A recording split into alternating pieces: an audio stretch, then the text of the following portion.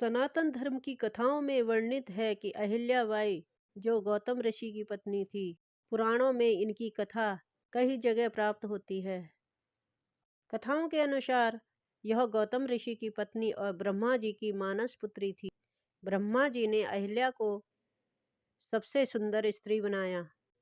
सभी देवता उनसे विवाह करना चाहते थे। ब्रह्मा जी ने एक शर्त रखी थी, जो सबसे पहले त्रिलोक का भ्रमण कर पाएगा उसी से अहिल्या का विवाह होगा।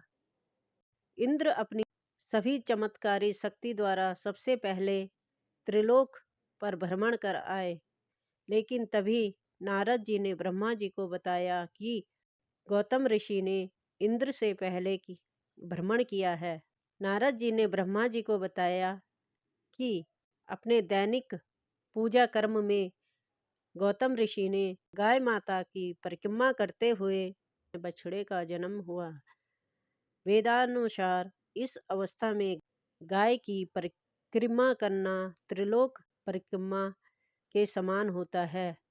इस तरह माता अहिल्या की शादी अत्रि ऋषि के पुत्र गौतम ऋषि से हुआ।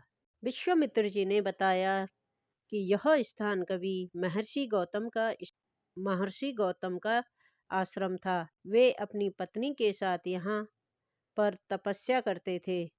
एक दिन जब गौतम ऋषि आश्रम के बाहर गए हुए थे, तो उनकी अनुपस्थिति में इंद्र ने गौतम ऋषि के भेष में आकर अहिल्या से प्रणय याचना की। उनकी अनुपस्थिति में अहिल्या ने इंद्र को पहचान लिया और प्रणय हेतु तभी अपने आश्रम को वापस आते हुए गौतम ऋषि जी की दृष्टि इंद्र पर पड़ी, जो उन्हीं का भेष धारण किए हुए थे। उन्होंने इंद्र को श्राप दे दिया। इसके बाद उन्होंने अपनी पत्नी को भी श्राप दे दिया कि तुम हजारों वर्षों तक केवल हवा पीकर कष्ट उठाती हुई यहाँ राख में पड़ी रहो। जब राम इस वन में प्रवेश करेंगे, तभी उनकी कृपा से तुम्हारा उद्धार होगा। तभी तुम अपना पूर्व शरीर धारण करके मेरे पास आ सकोगी। यह कहकर गौतम ऋषि इस आश्रम को छोड़कर हिमालय पर जाकर तपस्या करने लगे।